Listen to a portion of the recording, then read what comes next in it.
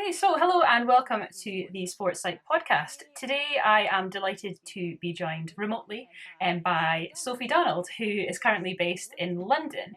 So, for some context, Sophie and I have known each other for around about 10 years, I think. Kind of growing up Yeah. in the same city. Yeah, it's a long time actually. Yeah. We attended dance classes together back home.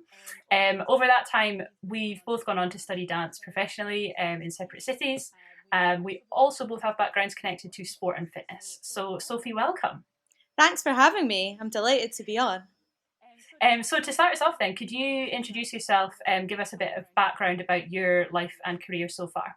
Yeah, of course. So as Amelia said, I grew up in Inverness and we took dance classes together. And from there, I went on to study dance initially in Edinburgh, where I got my HNC in musical theatre. And I then went on to move to Cambridge, where I studied at Cambridge Performing Arts. I studied 3 years there, and I studied dance. So I got my diploma in dance. And then from there, after graduating, I actually ended up moving back home for a while. And I was auditioning for dance jobs, so traveling to London, but also kind of got into the fitness scene as well. So I went in to study my level 3 personal trainer. And then I went on to do a bit of gymnastics coaching. So I got qualified in that as well. I quite like to get a qualification. And then I started doing my bar qualification. And then now I'm actually back in London. I decided that I was going to try and push myself out of my comfort zone a little bit and use my qualifications and use my experiences and come to London and just kind of see what I could make out of it, really. See how I got Hmm. on. Yeah, so it's been pretty varied then so far. Like you've dabbled in quite a lot of different things. That's great. Um, so here on the show, we're going to kind of address like some common topics like across psychology, mental performance, and kind of what these mean to different people. So I thought it'd be interesting to kind of delve a little bit deeper into the topic of resilience. Firstly, and what meaning that concept kind of has in your life. So could you start us off by giving us kind of an overview of what resilience kind of means to you and like the work that you do? Mm. I guess for the dance industry, I think you have to have a lot of resilience, and it's probably something that I didn't have initially. I would say, a very sensitive person, and being told. So, for example, if I went to an audition and I got told no, it was like, for me, it was a massive. It just affected me really badly, confidence wise. So, I think growing up in Inverness, I guess it's like that small pond, isn't it? Where you think Mm. you are, if you're good at something, then you have this sort of maybe, I probably had a bit of a false sense of confidence maybe. And then as soon as I went into this bigger place, so initially Edinburgh and then Cambridge and now London, you find that you're going to get knockbacks a lot more than you did when you were in the small pond. So I think for me, I think resilience is something that I've had to force myself to build and to layer up because I've been knocked back so many times. But the one thing that I talk about a lot, and the one thing that I really think is something that is amazing, is looking at your failures and seeing what you've learned from it. So it's not thinking like, oh, I've been told no for this. It's thinking, well, what can I take out of this situation? So I guess for me, I've built up resilience by I've tried to change my mindset on when I've been knocked back, if that makes sense. So I've tried not to take it personally because that's what I used to do anyway. Hmm. I now try to I just look at failures as another sort of stepping stone now. I don't let it affect me nearly as much as I used to.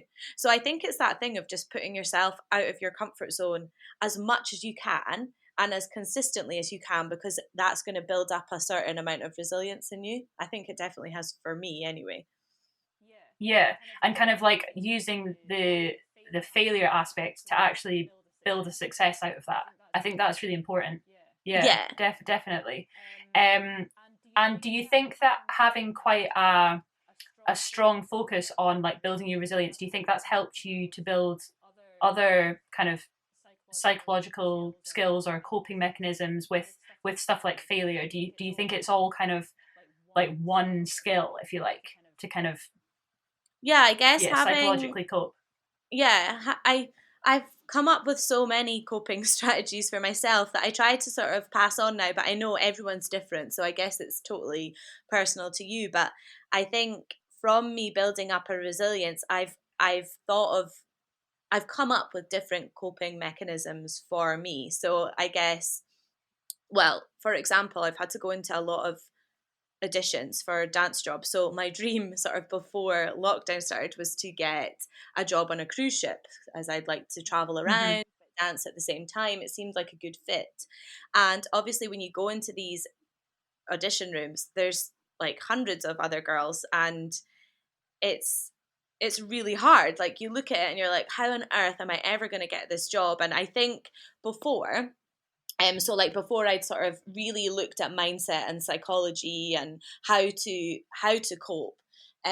Before I would go into the audition room and I would instantly just shut off in my body. Like I was like, this is terrible. Everyone looks better than me. And I think you could instantly probably see my shoulders drop down, like my chin go down. Like I didn't look confident. So I was never, ever, I never had a chance because people would have just never even looked at me. I think if you look confident, then you will get noticed more, even if you're not feeling the most confident. So, for example, I've researched into this study that shows that basically your body language affects your thoughts as well as your thoughts affecting your body language, if that makes sense. Yeah. So if I go into the room and I suddenly decide that I'm going to go in with like my shoulders down with this open chest, just, that look of confidence, all of a sudden my thoughts are going to feel a lot more confident as well, because it's,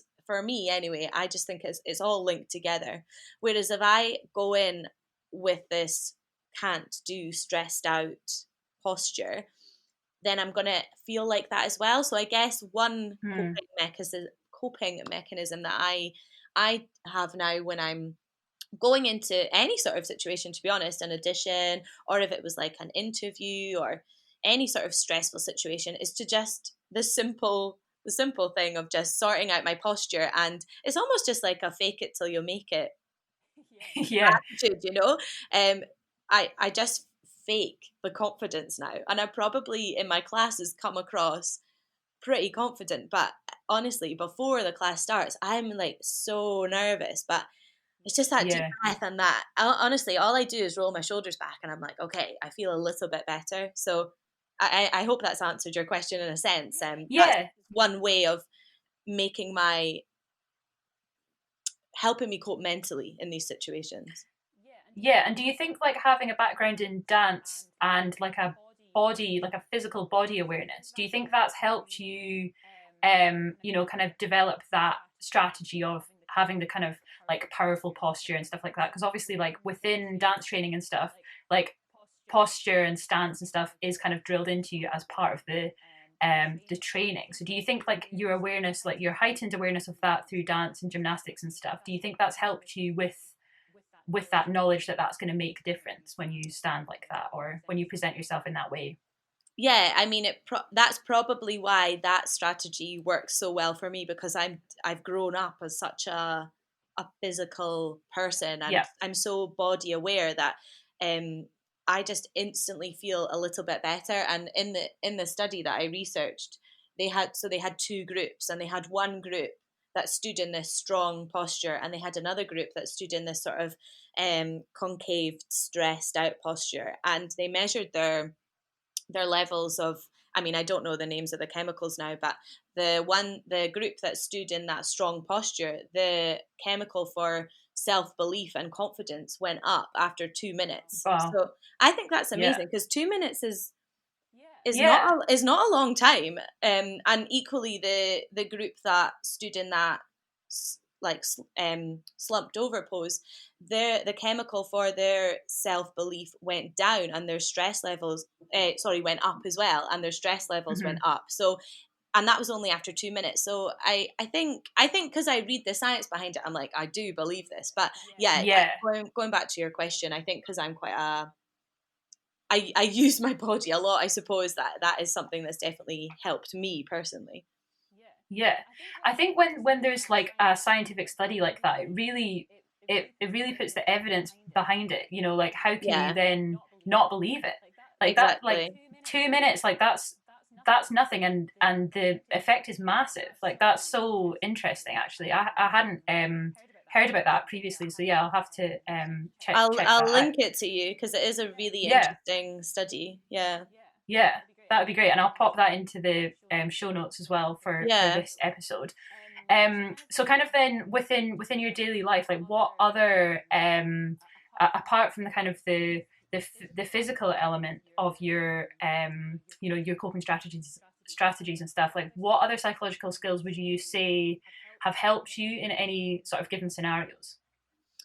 Um, I think for me, I use visualization a lot, Mm-hmm. um, and that is just that is just really picturing what I want out of a situation and really imagining it to the point where I can actually feel all the feelings involved with it, if that makes sense. So I think Yeah. before, maybe visualization for me was a bit like, oh, like I want to be this, so I'm just going to imagine myself doing that. But actually, it goes, it's got to be so specific. So say for example, even me starting up my own podcast, I was so nervous about it, but I think when I just like closed my eyes before I went to bed, I would just imagine doing it and imagine the sort of the feelings involved with it. So like the pride that I would feel doing it. And I think that really helps me, is just imagining situations and imagining exactly how I'm going to feel when I do it.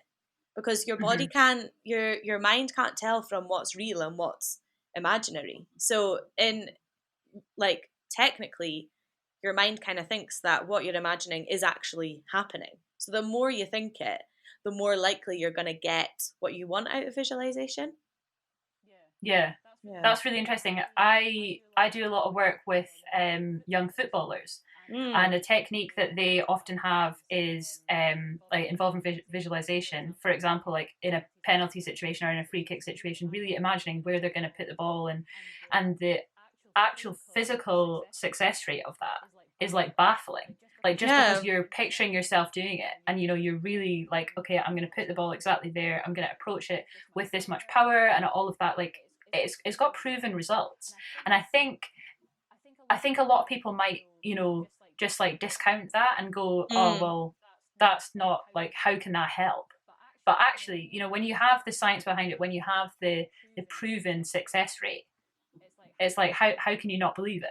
I You know. know? It is funny how I think I've spoken about visualization a lot, and even I think I kind of understood it before, but I really get it now. And you're right, like with footballers, and also even when I was younger, I used to do running races, and I mean, I was really competitive, and I still am quite a competitive person. Like, I would imagine myself winning that race, and like I would win it because my mind just was telling my body what to do. I don't know. Hmm.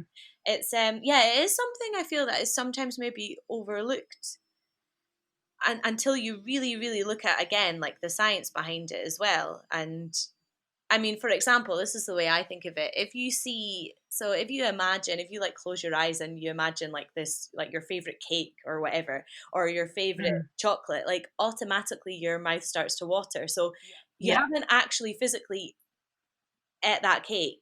All you've Yeah. done is imagine it, and your body's already responding. So it does just show that your body does respond to your thoughts. Yeah, definitely. Yeah. And that physiological reaction to it, Hmm. it's like the famous psychology study with like Pavlov's dogs, and like the dogs salivating when they hear the bell because they get the treat. Oh and then they yes. take away the treat and then they ring the bell, but the dog still salivates. It's like that. It's in dogs, but obviously, like you can Yeah. apply that to humans as well. Yeah, it's so interesting that the power of the mind. I think like this is a concept that I try to kind of get across to people a lot. Is like your mind is so powerful, so you should really Mhm. give it the same amount of attention as like your body and your physical kind of training. I guess like off the back of the kind of last question, is there like for specific scenarios for you? So say like before a performance or like anything like that where it's a specific performance scenario. Is there a routine that you follow like to kind of get into the zone mentally, or like to prepare yourself for something like that? Is there a routine that you follow? Like, would you say like before a show, like a Yeah, performance? yeah, like a performance or like when you used to compete and stuff like that. Like would you yeah would you like have to kind of put aside time to mentally prepare for something like that? Yeah, I think. Well, what worked for me was say it's an hour or half an hour before you have to compete or you have to perform. I wouldn't go over any of, like, say, the dance routine or any of the gymnastics routine or anything. I wouldn't even let myself go there, because that's when, for me, that's when the mistakes would happen and you'd start to overthink. And say you forgot one little bit, it would then be on your mind thinking, oh, I've forgotten this, or I didn't do that right. Yeah. And it just puts you in the wrong mindset. So I think for me, it's actually just like, it's probably practicing a bit of mindfulness, is just like letting my mind feel a little bit, not blank is the word, but just try not to think about it, because I've done all the work that I can do.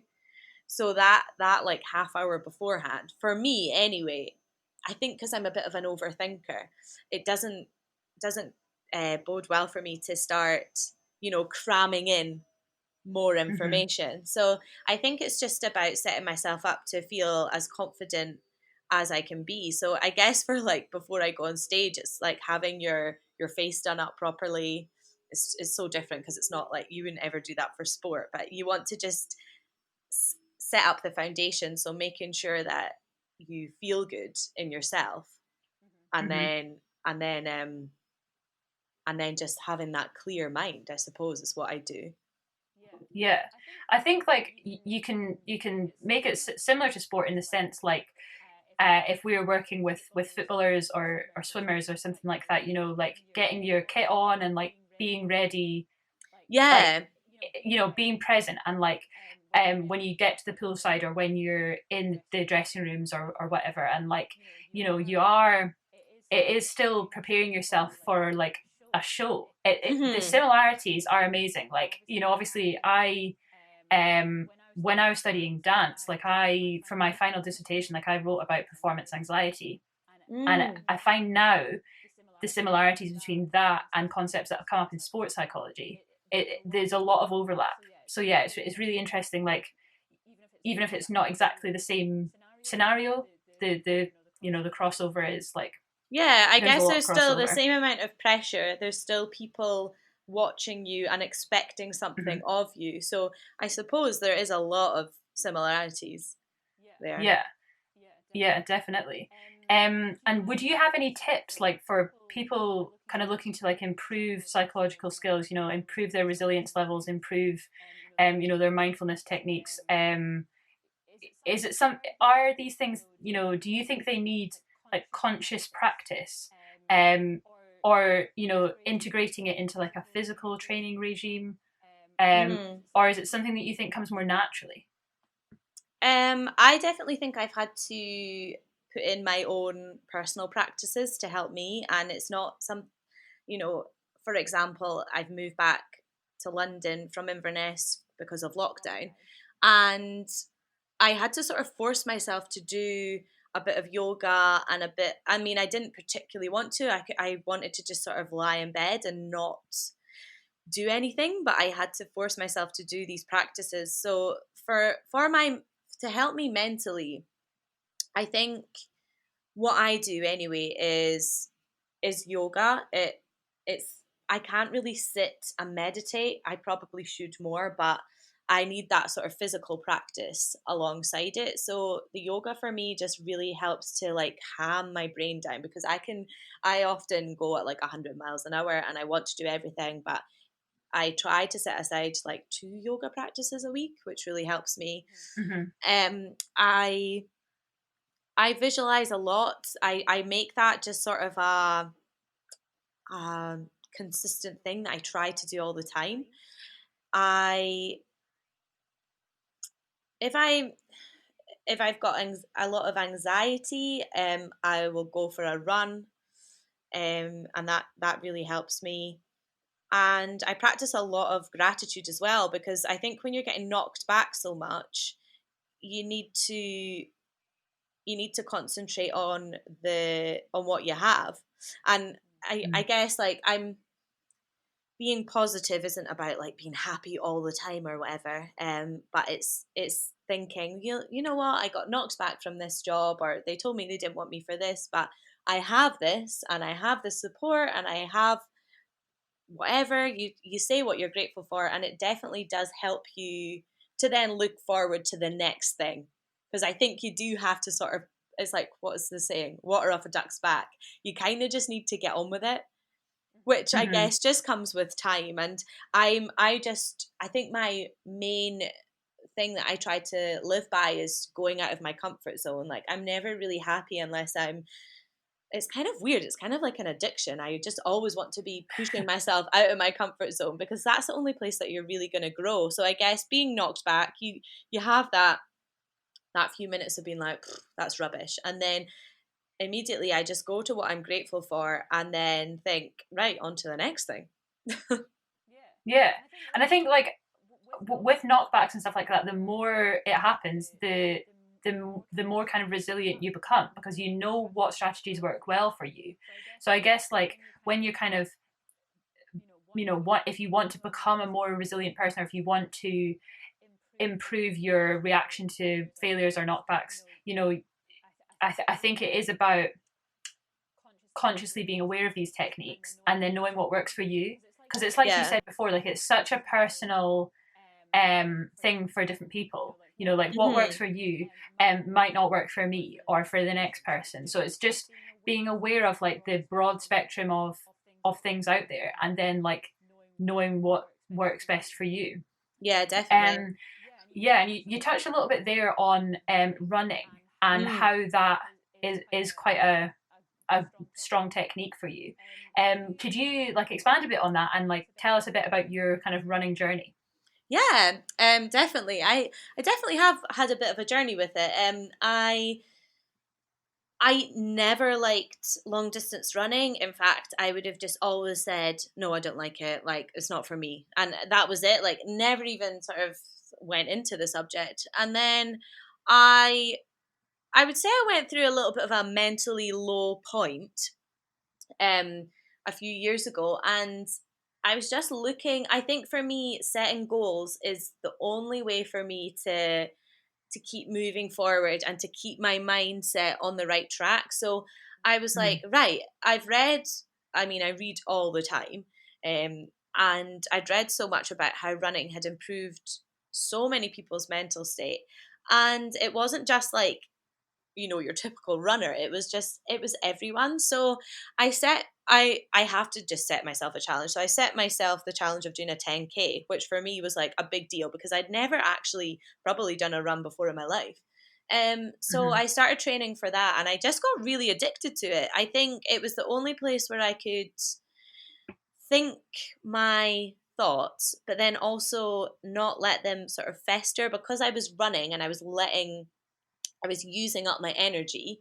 It wouldn't allow me to get so upset about my thoughts. So I did the 10K, and then I was like, well, I'm going to do a half marathon now. So I did I did 2 half marathons after that. So I did get really addicted, and that was fine. That was my time of my running. And then I guess other things came along, and I wanted to more get back into my dancing again, because I kind of fallen out of love with dancing and then I found it again. So now for me, I would go for a run. I don't know if anyone else feels this, but like, when you just get that nervous, horrible feeling in the pit of your stomach, and Mm. it can be for any reason. Like, for example, a few weeks ago, I was told, like, your first day back at work in London is this day, so you have to come back on this day. And as soon as I found that out, I was like, whew, okay, I'm a bit nervous about that. Yeah. So, but I just thought, right, I'm going to go for a run. I went, it was just a 5K, but honestly, after it, I just felt amazing. I just think there's no better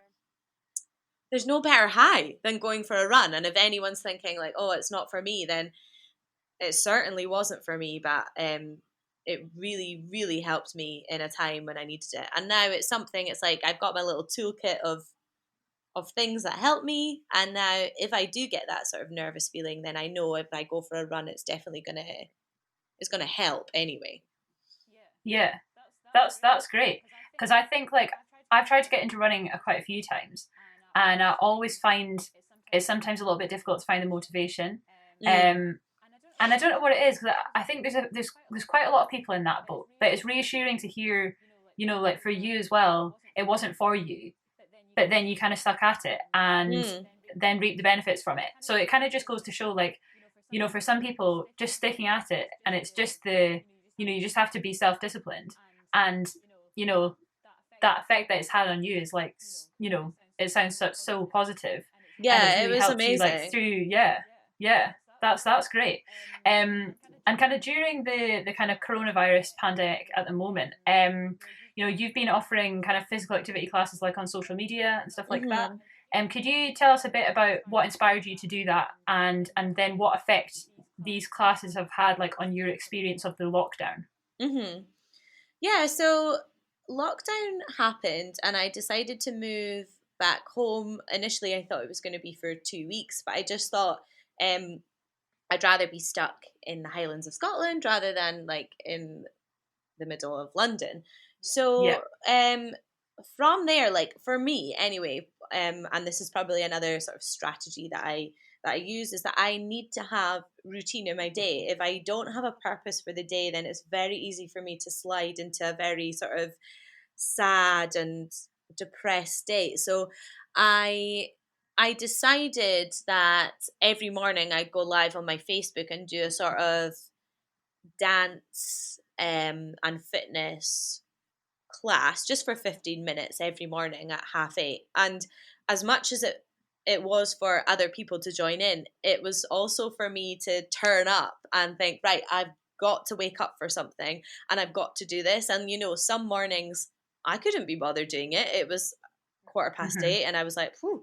But I always felt better for doing it. So I just thought, you know what, if I just it's that accountability as well, putting it up Yeah.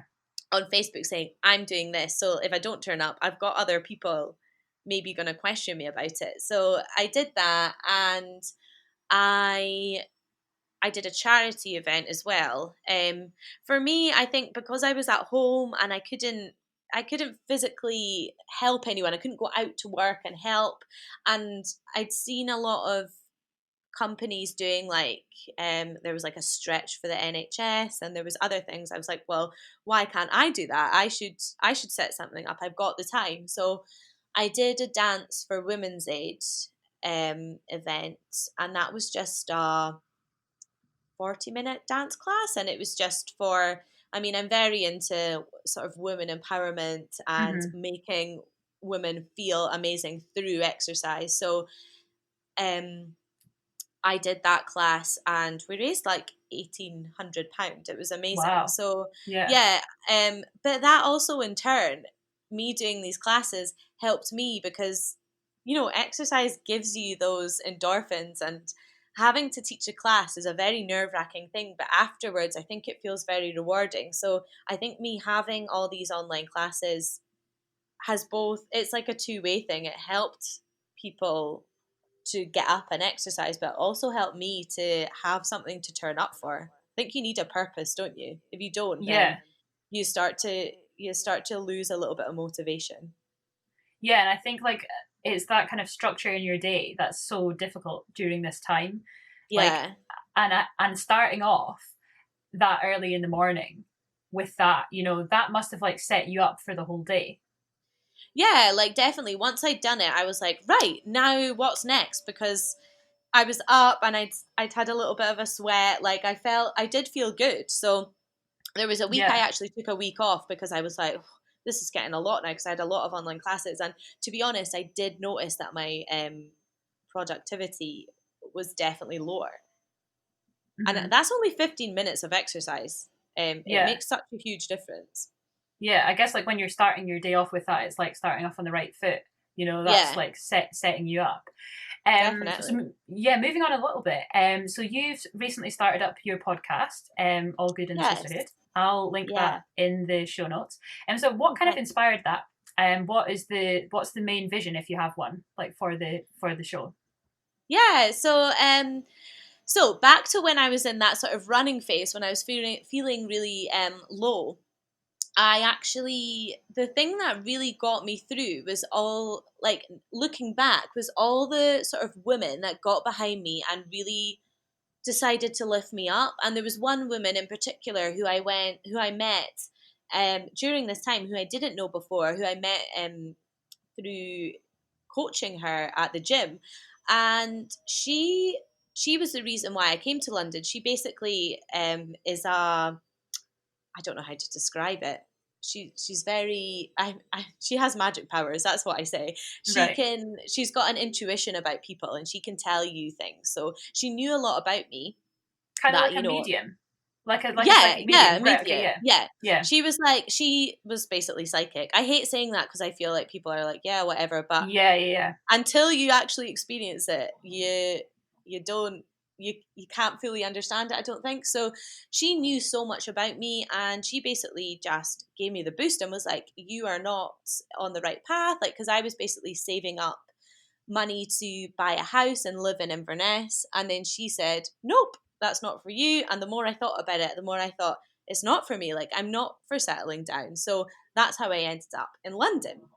Wow. So yeah, so that's just one example. There was so many other women that really just lifted me up, and I was so grateful beyond words at how people could bring you out of this slump almost. So that's why I did Dance for Women's Aid, and then that's why it I've always wanted to do maybe like YouTube or a podcast, and I just thought I just really want to showcase all these women, and hopefully it'll have an effect on other women and their confidence, because as a personal trainer, I've trained a lot of women who just feel so underconfident in themselves, and it actually makes me so sad to see. And I just thought, Mm. maybe if, I guess the vision of this podcast is to help motivate and inspire other women by being open and sharing stories. I'm all about being just really open about all our situations, and